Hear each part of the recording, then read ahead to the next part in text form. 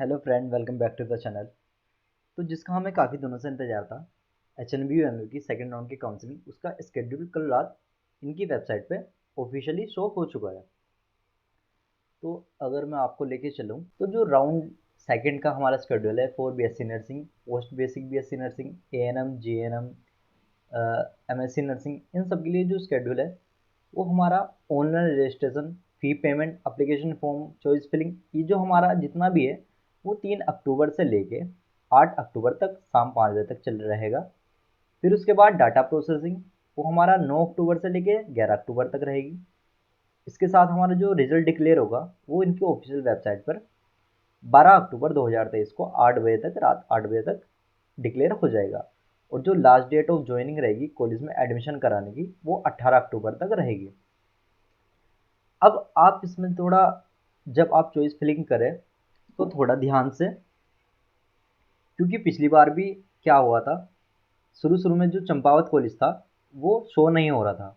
अब बहुत बच्चों ने क्या किया था कि वो अपनी सबमिट कर दी थी, अ, फिर बाद में चंपावत ऐड हुआ था।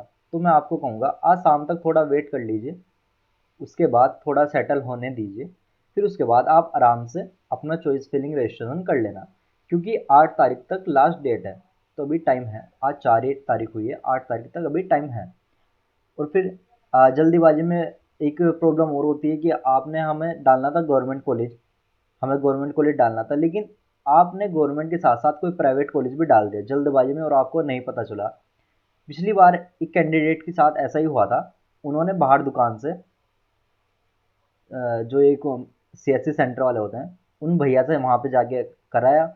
उन्होंने मतलब गवर्नमेंट कॉलेज के लिए कहा कि ये गवर्नमेंट कॉलेज है, आप उनको डाल देना। तो उसमें दून कॉलेज में कुछ थोड़ी कन्फ्यूज़न हो रही थी। एक दून कॉलेज प्राइवेट भी था और एक स्टेट कॉलेज ऑफ नर्सिंग जो देहरादून है वो गवर्नमेंट भी था। तो उन्होंने वहाँ वो गवर्नमेंट दून की जगह प्राइवेट दून गलती से फिल कर दिया। तो फिर उन्होंने बाद में जाके फिर उसका दोबारा मतलब करेक्शन फ़ी भरी, तब जाके उनका वो सही हुआ। तो आप पहले से ही थोड़ा ध्यान से अपनी रैंक देखकर, आपको कौन सा कॉलेज चाहिए वो थोड़ा ध्यान कर देखकर सोच कर तब करना। जल्दीबाजी कोई नहीं है, आराम से अच्छे से करना। अब मैं आपको लेके चलता हूँ थोड़ा सीट मैट्रिक्स की तरफ। ये round second seat matrix BSc nursing के लिए उन्होंने दे रखी है। रात क्या हो रहा था, जो शुरू में बच्चे जिन्होंने डाउनलोड कर ली थी उनकी PDF डाउनलोड हो चुकी है। लेकिन अब जब मैं रात को मैंने दोबारा से देखा तो वहाँ पे सीट मैट्रिक्स वो PDF शो नहीं हो रही थी। अब ये सुबह मैंने इसी का इंतज़ार किया, क्योंकि रात में जो PDF देख रहा था जो मेरे साथ शेयर की थी, उसमें ये सेम यही गलती आ रही थी कि चंपावत में 33 सीट वैकेंट दिखा रहा है यहाँ पे। लेकिन ऐसा तो हो नहीं सकता ना। अब मैंने ये दोबारा इन्होंने अपडेट की है और उसी में भी यहाँ पे जो और ओवरऑल मतलब सीट दिखा रहा है, तो यहाँ पे देहरादून में 2 सीट बची है, जो कि एक अनरिजर्व है और एक SC कैंडिडेट के लिए है। अल्मोड़ा में 5 सीट है, ऐसे ही चमोली में 5 सीट है, पिथौरागढ़ में 5 सीट है, हल्द्वानी में 2 सीट बची है, न्यू टिहरी में 6 सीट बची है, पौड़ी गढ़वाल में 6 सीट है और चंपावत में 33 सीट है। लेकिन जब आप नीचे स्क्रॉल करोगे, आप यहाँ पे जाओगे और आप यहाँ पे चंपावत कॉलेज जब आप देखोगे,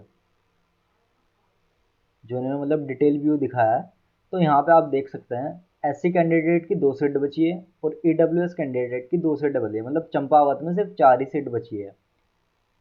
ऐसे ही आप देख सकते हैं ये हमारा पौड़ी गढ़वाल वाले कॉलेज है, उसमें 5 सीट अनरिजर्व में है, 2 सीट SC कैंडिडेट के लिए, टोटल 7 सीट पिथौरागढ़ में, सॉरी पौड़ी गढ़वाल में बची है। न्यू टिहरी में 4 सीट जनरल अनरिजर्व कैंडिडेट के लिए, SC के लिए एक, OBC के लिए एक।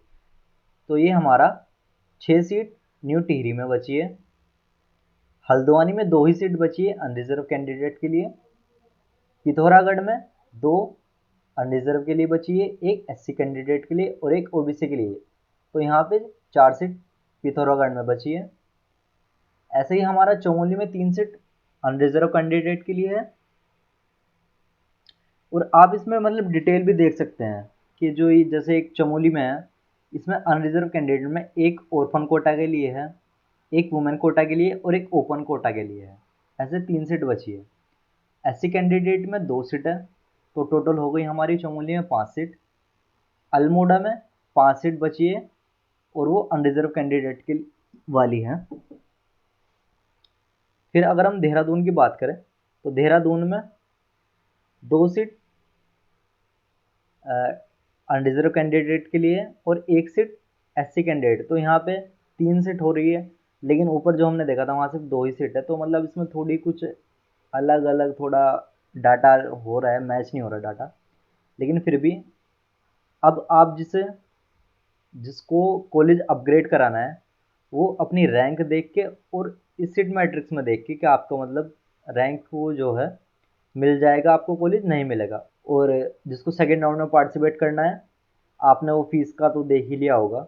बाकी जो भी आपकी डाउट होगी आप कमेंट सेक्शन में डाल देना, मैं आपको वहीं पे इन्फॉर्म कर दूंगा।